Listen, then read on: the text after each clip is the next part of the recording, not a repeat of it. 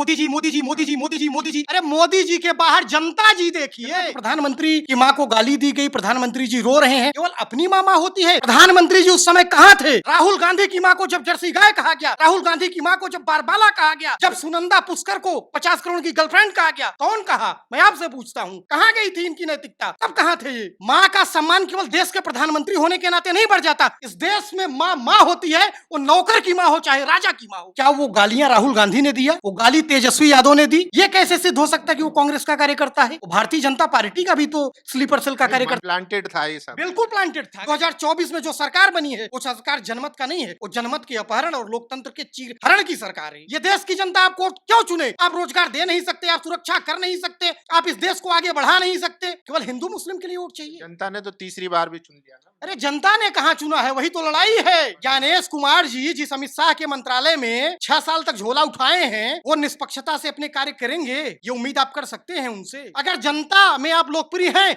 अगर जनता आपको इतना प्यार करती है, तो आप बगैर सिक्योरिटी के जनता के बीच टहल कर एक दिन देख लीजिए, पता चल जाएगा जनता आपको कितना प्यार करती है। अभी तक चीन जिनपिंग जी को आंख दिखा रहे थे, लाल आंख, अब ट्रंप को दिखाने लगे हैं पीली आंख, और कल को पता नहीं किसको क्या दिखाएंगे। बिहार में वोटर अधिकार यात्रा के दौरान कांग्रेस के मंच से प्रधानमंत्री की माता को गालियां दी गई थी। अब उसका जवाब प्रधानमंत्री जी ने दिया है और वो रो रहे हैं, भावुक हैं और कह रहे हैं कि किस तरीके से जो उनका रहता है कि मेरी माता को अपशब्द कहना ये कहीं भी जायज़ नहीं है। उसी को लेकर हमारे साथ नीलेश समर्पित हैं, पत्रकार हैं, इनसे जानेंगे और समझने की कोशिश करेंगे कि प्रधानमंत्री जो इस तरीके की बात कह रहे हैं, क्योंकि बीजेपी भी लगातार कांग्रेस के तमाम नेताओं पर टिप्पणियां करती आई है और उनके प्रवक्ता तो लाइव डिबेट में भी गालियां देते आए हैं माँ बहन की। क्या लग रहा है आप लोग जो है प्रधानमंत्री की इज्जत ही नहीं करते हैं और उनकी माँ को भी अब नहीं छोड़ रहे हैं? देखिए, आपने कहा कि प्रधानमंत्री जी की माँ को आरजेडी और कांग्रेस के मंच से गालियां दी गई, तो मेरा सवाल इस देश की जनता से है, क्या वो गालियां राहुल गांधी ने दिया? वो गालियां लालू प्रसाद यादव ने दिया? वो गाली तेजस्वी यादव ने दी? या जिस आदमी ने गाली दी वो आरजेडी या कांग्रेस में किसी पद पर था? ये कैसे सिद्ध हो सकता है कि वो कांग्रेस का कार्यकर्ता है? वो भारतीय जनता पार्टी का भी तो स्लीपर सेल का कार्यकर्ता हो सकता आपका है। ही था ना? नहीं, हमारे मंच पर लोकतंत्र का मंच है, कोई भी चढ़ सकता है, ये कोई तानाशाह वाली पार्टी नहीं है। कोई भी चढ़ जाएगा और आप जिम्मेदारी नहीं लेंगे? नहीं, ये मैं नहीं कह रहा हूं। उसके ऊपर नीतीश सरकार है, वो गिरफ्तार किया गया है, जांच चल रही है, लेकिन ये विक्टिम कार्ड खेलना कि प्रधानमंत्री की मां को गाली दी गई, प्रधानमंत्री जी रो रहे हैं, प्रधानमंत्री जी उस समय कहां थे जब लाइव डिबेट में बीजेपी के प्रवक्ता द्वारा कांग्रेस के प्रवक्ता को गंदी गंदी घिनौनी गालियां दी गई? क्या गलती थी उस सेना के जवान की, औरत की, जिसे निर्वस्त्र करके मणिपुर में घुमाया गया? उन हजारों माओ बेटियों की क्या गलती थी जिन्हें मणिपुर में परेड जिनकी कराई गई? हाथरस की बेटी की क्या गलती थी? अंकिता भंडारी की क्या गलती थी? केवल अपनी माँ होती है। इस देश में माँ होती है, वो नौकर की माँ हो चाहे राजा की माँ हो। नहीं तो वो तो देश के प्रधानमंत्री है ना, उनकी माता का अपमान। प्रधानमंत्री की माँ का सम्मान केवल देश के प्रधानमंत्री होने के नाते नहीं बढ़ जाता। माँ होती है। फिर मैं कह रहा हूं, चाहे राजा की माँ हो चाहे रंग की माँ हो, माँ है। राहुल गांधी की माँ को जब जर्सी गाय कहा गया, राहुल गांधी की माँ को जब बारबाला कहा गया, जब सुनंदा पुष्कर को 50 करोड़ की गर्लफ्रेंड कहा गया, कौन कहा? मैं आपसे पूछता हूं, कहां गई थी इनकी नैतिकता? तब कहां थे ये? लेकिन आप लोग जिम्मेदारी नहीं ले रहे कि प्रधानमंत्री की माँ को गाली दी? मैं कांग्रेस का प्रवक्ता नहीं हूं, जिम्मेदारी लेने की बात नहीं। मैं एक जनता हूं, मैं पत्रकार हूं। उस हिसाब से मैं कह रहा हूं कि इस देश में पत्ता तक नहीं हिल सकता बीजेपी के कारण। कोई भी घुसपैठिया, कोई भी व्यक्ति आकर आप कह रहे हैं कि प्लांटेड था ये सब? बिल्कुल प्लांटेड था। अगर जांच कैसे आएगा, मैं आधार मेरा ये है कि इस देश के गृहमंत्री 11 सालों से है और देश में घुसपैठिए चले आ रहे हैं, और कहा जाता है कि देश के गृहमंत्री वल्लभ भाई पटेल के बाद इतने सशक्त बने हैं। इसका मतलब है कि जो घुसपैठ हो रहा है उसमें उनकी रजामंदी है। तो मैं ये सीधे सीधे कह सकता हूं कि प्रधानमंत्री की मां को जिस भी प्रकार के, देखिए फिर मैं कह रहा हूं, मां किसी की हो, गाली देना बहुत घिनौना और घृणित है, लेकिन इसको जिस तरीके से भुनाया जा रहा है, आपको याद होगा नोटबंदी के समय भी मां को लाइन में लगा दिया गया था। अब बिहार चुनाव के समय मां क्या सोच रही होंगी? वो मां, उन्हें घसीट कर लाया जा रहा है। देश के लिए काम होता है, सीमाएं सुरक्षित नहीं, देश सुरक्षित नहीं, बेटियां सुरक्षित नहीं, जमीन जायदाद सुरक्षित नहीं, ये देश के लिए काम करना होता है। मीडिया वही दिखाती है जो सरदार चाहता है, जो सरकार चाहती है। किसी की औकात है इस देश में मोदी जी और अमित शाह के खिलाफ बोलने की, लिखने की? कोई बगैर अनुमति। राहुल गांधी तो लगातार बोल रहे हैं, तो राहुल गांधी चोर बोले जा रहे हैं उनको। तो राहुल गांधी बोल रहे हैं क्योंकि जनता की आवाज उठा रहे हैं। राहुल गांधी का काम है। इस देश ने नेता प्रतिपक्ष के रूप में अगर राहुल गांधी को जो जिम्मेदारी सौंपी है, अगर राहुल गांधी उस जिम्मेदारी का निर्वहन नहीं करेंगे तो कौन करेगा? नहीं तो फिर डायरेक्ट प्रधानमंत्री को कह देना कि वोट चोर है। प्रधानमंत्री को वोट चोर कहना, वोट चोर कहने से पहले उन्होंने महादेवपुरा की जिस असेंबली का उन्होंने डेटा दिया था, और हम ही नहीं कह रहे हैं, राहुल गांधी की बात तो अनुराग ठाकुर ने भी सिद्ध कर दिया कि इस देश में चुनाव आयोग कायदे से काम नहीं कर रहा था। 2024 में जो सरकार बनी है वो सरकार जनमत का नहीं है, वो जनमत के अपहरण और लोकतंत्र के हरण की सरकार है। मतलब सरकार ही आप फर्जी ठहरा दिए। बिल्कुल है ही। देश में जनता का आक्रोश देखिए ना, जो आदमी पंजा को बटन दबा रहा है, जो आदमी साइकिल का बटन दबा रहा है, जो आदमी तीर कमान का बटन दबा रहा है, वो भी कह रहा है मेरा वोट कमल को जा रहा है। जाइए जमीन पर देखिए जनता का आक्रोश। ये दिल्ली के दफ्तरों से नहीं पता चलेगा कि जनता क्या सोचती है। कि पहली सरकार है जो 2-4 साल की फ्यूचर का प्लान नहीं ला रही है, 2-4 हजार साल की फ्यूचर का प्लान ला रही है। कहते हैं कि अमृत काल में जो चीजें हो रही हैं 1000 साल बाद दिखेगी। प्रधानमंत्री भी तो विजनरी है ना। तो प्रधानमंत्री जी का जीवन काल कितने समय का है? 1000 साल जिंदा रहेंगे क्या? अब जब वो नॉन बायोलॉजिकल है तो क्या पता कितने। नहीं, आप मानते हैं नॉन बायोलॉजिकल? तो उन्होंने कहा था, मैं क्यों सब उनके दुनिया कहने से क्या मतलब? वो तो ये भी कह रहे थे कि हम विकसित बना देंगे, हम विश्वगुरु बना देंगे, हम जो है $5 ट्रिलियन की इकोनॉमी बना देंगे। उन्होंने कहा था मैं काला धन लाऊंगा, ये काला धन का कानून ही बदल दिए। अभी तक चीन जिनपिंग जी को आंख दिखा रहे थे, लाल आंख, अब ट्रंप को दिखाने लगे हैं पीली आंख। और कल को पता नहीं किसको क्या दिखाएंगे। तो मोदी जी तो इसको लेकर चिंतित हैं, वो तो खुद कह रहे हैं ना, उन्होंने खुद कहा कि से क्या मतलब जब हमारी माताओं और बहनों का असमत लूटी जाएगी, जब बेरोजगारों के सर पर मुकुट और ताज की जगह डंडे पड़ेंगे, जब एक युवा जिसके ऊपर परिवार के कंधों की जिम्मेदारी होती है, जिसे अपने बाप का हाथ बटाना होता है, जिसे माँ के सपनों का अरमान पूरा करना होता है, जिसे अपने बहनों की शादी करनी पड़ती है, लेकिन जब उसके हाथों में लाठियां पड़ती हैं, उसके लिए क्या वो जिनपिंग को देखेगा कि ट्रंप को देखेगा? वो तो अपना जीवन देख रहा है ना। बिहार, उत्तर प्रदेश, मध्य प्रदेश और राजस्थान के गांव से आने वाले लड़के को क्या मतलब जिनपिंग क्या कर रहे हैं? मोदी जी मशरूम खा रहे हैं कि नहीं? मोदी जी को लेटरिन लग रही कि नहीं? उसे तो ये है ना कि उसके पेट में रोटी जाएगी कि नहीं, रोटी की पढ़ाई होगी कि नहीं? रोटी की भी तो बात कर रहे हैं ना। लाल किले से कहा नहीं है कि आप नीलेश हैं, आपका रोजगार घुसपैठिया छीन रहा है, वो घुसपैठिया बढ़ता जा रहा है, उसी को खत्म करने के लिए मैं पूछ तो रहा हूं, ये घुसपैठिया आया कहां से? इस देश में 11 सालों से आपकी सरकार है। रक्षा मंत्री तो है, 70 सालों से रक्षा मंत्री आपके, गृह मंत्री आपके, प्रधानमंत्री आपके, सेना पुलिस आपकी। घुसपैठिया कैसे घुसाएं? कैसे वोटर कार्ड बनवा लिए? क्या कर रहे थे आप? आप कहते हैं कि हमारे गृह मंत्री जी वल्लभ भाई पटेल के बाद बने हैं, वल्लभ भाई पटेल जैसे विजनरी हैं, वल्लभ भाई पटेल जैसे सशक्त हैं, ऐसे ताकतवर हैं, इसके बाद भी घुसपैठिया बांग्लादेश से घुसा रहा है। 11 साल में थोड़ी घुसे। जब नेहरू जीते तब जम्मू कश्मीर में सुरक्षा नहीं कर सकते, आप पहलगाम में सुरक्षा नहीं करते, आप हाथरस में सुरक्षा नहीं कर सकते, आप मणिपुर में सुरक्षा नहीं कर सकते, आपने बिहार और बंगाल में सुरक्षा नहीं कर सकते। आपको वोट हम क्यों दें? ये देश की जनता आपको वोट क्यों चुने? आप रोजगार दे नहीं सकते, आप सुरक्षा कर नहीं सकते, आप इस देश को आगे बढ़ा नहीं सकते, केवल हिंदू मुस्लिम के लिए वोट चाहिए। और आप कह रहे हैं कि सरकार बहुत अच्छा काम कर रही है। तो आपके हिसाब से नहीं कर रही है?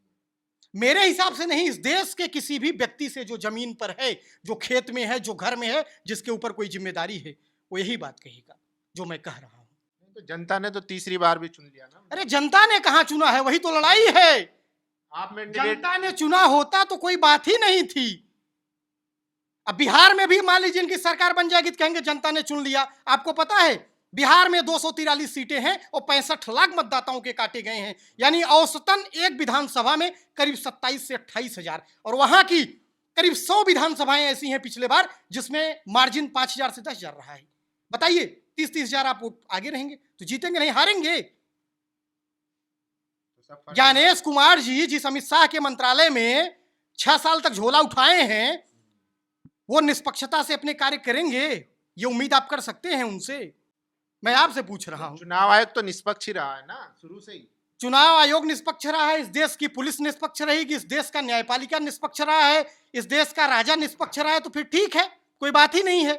फिर तो सारी समस्या का हल हो ही गया। हम विश्वगुरु भी बन गए, 5 ट्रिलियन इकोनॉमी भी आ गई, हमारे किसानों की आय भी दोगुनी हो गई, तब तो समस्या की बात ही नहीं। मुझे लगता है आपको भी मीडिया चैनल बंद कर देना चाहिए और हमको भी झोला उठाकर घर चले जाना चाहिए। और ये जो हमारा टोक्यो बन रहा है, जो बनारस क्योटो बन रहा है, वही हमको तैरना चाहिए। क्या जरूरत है डिबेट करने की, क्या जरूरत है देश के मुद्दों पर बात करने की। तो अभी देखिए प्रधानमंत्री चाइना में भी हैं और वहां से खबरें भी आ रही हैं। प्रधानमंत्री जी अभी तक चाइना बाइकाट कर रहे थे, हाँ। अब चाइना में हैं। जरा पूछिए प्रधानमंत्री जी के समर्थकों से, डिप्लो- इस बार दिवाली में गणेश जी की मूर्ति और झालरों को बैन करना है कि नहीं, बाइकाट करना है कि नहीं? ये मोदी जी के कहने से जो आप लोग करते हैं, जरा सोचिए, इस बार आपको बाइकाट करना है कि नहीं चाइना का? नहीं, स्वदेशी हम कैसे लाएंगे? अब तो दोस्ती हो गई ना, अमेरिका को सबक सिखाना। अरे ऐसी कैसी दोस्ती, ऐसा कैसा प्यार हर सप्ताह? सर आप डिप्लोमेसी समझिए ना। अरे डिप्लोमेसी केवल वही समझ रहे हैं, बाकी जनता तो अनपढ़ है, बाकी जनता तो गंवार है। डिप्लोमेसी अगर उन्हीं को समझ में आ रहा है, कल तक जो आपका 100 सालों का दुश्मन था वो दोस्त हो गया। जो पूरी इंडस्ट्री नेहरू, सोनिया और इंदिरा को गाली देकर खड़ी कर दी गई, वो इंडस्ट्री गरिया रही थी कि नेहरू जी ने कहा था अरे चीन, हिंदी चीनी भाई भाई। अब मोदी चीनी भाई भाई, कहाँ गए वो लोग जो कहते थे नेहरू जी ने कहा था हिंदी चीनी भाई भाई, नेहरू जी ने ये कर दिया था, नेहरू जी ने संयुक्त राष्ट्र संघ में उसको सीटें दे दी थी। अब मोदी जी क्या कर रहे हैं? लालांख दिखा रहे हैं। बड़े फायदे के लिए कभी कभी पीछे हटना पड़ता अरे बड़े फायदे के लिए अपना सम्मान झुका दो, ऐसा क्या फायदा हो जाएगा? टिकटॉक को फिर से वापस में उससे बैन हटा लेंगे, यही फायदा होगा? नहीं, और भी ये है। देश है, ये व्यक्तिगत नहीं। नरेंद्र मोदी हर नीतियों को व्यक्तिगत स्तर पर लेते हैं, जबकि देश की नीतियां बहुत पहले से है। हमारा देश गुट निरपेक्ष फॉलो करता था, ना हम इधर झुकेंगे ना उधर झुकेंगे, हमारी अपनी नीति है। हम गांधी और बुद्ध के वंशज हैं, हम शांति में विश्वास रखते हैं तो हम क्रांति में भी विश्वास रखते हैं। लेकिन इन्होंने देश के पहले प्रधानमंत्री जो व्यक्तिगत लेवल पर जाकर अमेरिका में, अब की बार ट्रंप सरकार, क्या किया उसने? आपको धोबी का कुत्ता ने घर का घाट का छोड़ दिया, कहीं का आपको नहीं छोड़ा। जब आप माता जी को राजनीति में लाएंगे, माता जी को नोटबंदी की लाइन में लगवाएंगे, तो आपका पर्सनल कुछ नहीं रह जाता। जब आप सार्वजनिक जीवन में आ गए, आपका पर्सनल क्या है? आपका पर्सनल कुछ नहीं है। आप सार्वजनिक जीवन में है ना, आप तो कहते हैं प्रधान सेवक है। तो प्रधान सेवक को इस देश की गरीब और कंगाल जनता के हिस्से का 1 लाख रुपए किलो के मशरूम खाने का इजाजत किसने दी? कौन सी जनता ने कहा कि मैं आंसू बहा रहा हूं, मेरे तन पर कपड़े नहीं हैं, हमारे खेतों में किसान फांसी लगाकर लटक रहे हैं, हमारे बच्चे और बच्चियों के आंखों में सपने मसले जा रहे हैं, पढ़ाई के पैसे नहीं है, और तुम 25 लाख रुपए के सूट पहनकर टहलो? किस जनता ने यह आदेश दिया है? किस प्रधान सेवक को यह आदेश दिया गया था? आप करते मनमानी हो और जोड़ देते हो जनता को, जनता का प्यार। अगर जनता में आप लोकप्रिय हैं, अगर जनता आपको इतना प्यार करती है, तो आप बगैर सिक्योरिटी के जनता के बीच टहल कर एक दिन देख लीजिए, पता चल जाएगा जनता आपको कितना प्यार करती है। वो तो प्रधानमंत्री का प्रोटोकॉल होता है ना, सुरक्षा वगैरह तो सब है। जब प्रोटोकॉल हो गया, जब विशेष हो गए, जब प्रिविलेज्ड आदमी हो गए, तो सेवक का क्या मतलब? आप तो सेवकों का उपहास उड़ा रहे हैं, आप चौकीदारों का उपहास उड़ा रहे हैं। आप उन गरीब मेहनत कश हाथों का, जिनके हाथों में छाले हैं, पैरों में बिवाई हैं, आप तो उनकी मेहनत का मजाक उड़ा रहे हैं, आप उनका उपहास उड़ा रहे हैं, उनके छोटे छोटे बच्चों का। उपहास नहीं उड़ा रहे सर, जो हमदर्दी प्रधानमंत्री के दिल में है गरीबों को लेकर, क्योंकि उन्होंने गरीबी जी है, ये फकीरी। हमदर्दी आप कैसे देख लिए? मुझे जरा समझाइए, ये हमदर्दी कहां से आप देख लिए? क्या ये हमदर्दी वो है जो कोरोना के समय ट्रेन की पटरियों पर महाराष्ट्र लौटते समय कट गए थे? ये हमदर्दी है? जिनके पैरों में बिहार जाते वक्त, उत्तर प्रदेश जाते वक्त, मध्य प्रदेश और बंगाल जाते वक्त बड़े बड़े छाले थे? ये हमदर्दी है? ये प्रधानमंत्री की हमदर्दी है? कैसी हमदर्दी की आप बात करते हैं? इसी दिल्ली में, इसी राजधानी में जहां प्रधानमंत्री जी बैठते हैं, यहीं एम्स के पास हजारों, अभी चले जाइए, हजारों लोग सोए होंगे इसी बरसात में, वो लाइन लगा कर आए हैं। 1 महीने बाद उन्हें एम्स और सफदरजंग में नंबर मिलेगा तो ऑपरेशन कराएंगे। आप किस हमदर्दी की बात कर रही हैं? किसी के पैर धोने का कर रहे हैं ना भाई, धीरे से, किसी के पैर धोने का प्रोपेगेंडा करने से अगर सबका कल्याण हो जाता, तो प्रधानमंत्री जी केवल भारत नहीं, पूरी दुनिया के सबसे बड़े नेता होते, क्योंकि प्रोपेगेंडा मास्टर हैं ये। इनसे बड़ा प्रोपेगेंडाबाज दुनिया का कोई नेता नहीं है। वो तो अब भी है, विश्व गुरु तो है ही अब भी। हाँ, प्रोपेगेंडा गुरु हैं, विश्व गुरु नहीं है। चलिए, तो ये थे नीलेश समर्पित, युवा हैं, पत्रकार हैं और समाज को समझते हैं, पॉलिटिक्स को समझते हैं। खासकर जिस तरीके से बीजेपी और मोदी जी राजनीति करते हैं उसको बारीकी से इन्होंने आज बयान किया, क्योंकि बीजेपी लगातार जो है वो धर्म के नाम पर और संप्रदाय के नाम पर समाज को बांटने का काम करती है, लेकिन जो असल मुद्दे हैं बेरोजगारी, महंगाई, गरीबी, उसको कहीं ना कहीं साइडलाइन करती है। ऐसा ही मौका प्रधानमंत्री जो है विक्टिम कार्ड खेल रहे हैं, जो अक्सर खेलते हैं कि हमारी माता को गाली दी जा रही है। हालांकि बीजेपी के तमाम नेता, उनके मंत्री जो है किस तरीके की भाषा इस्तेमाल करते हैं आप सोशल मीडिया पर जाकर देख सकते हैं। संसद में गालियां दी गई, उस पर जो है प्रधानमंत्री का मुंह नहीं खुला, लेकिन आज जब उनकी बारी आई और वो भी किसी अननोन पर्सन ने, जिसका ना पार्टी से कोई एफिलिएशन है, उसको लेकर मुद्दा बनाया जा रहा है, क्योंकि बिहार में चुनाव है। बाकी आप लोगों को क्या राय, अपनी राय जरूर दीजिए। शुक्रिया। नेशनल दस्तक की आपसे गुजारिश है कि अगर इसको बचाना चाहते हैं तो नेशनल दस्तक को सब्सक्राइब करने के लिए रेड कलर के सब्सक्राइब बटन को दबाएं, फिर बेल आइकन की घंटी दबाएं। नेशनल दस्तक को बचाने के लिए बहुत जरूरी है कि हर खबर को शेयर करें, लाइक करें, कमेंट जरूर करें।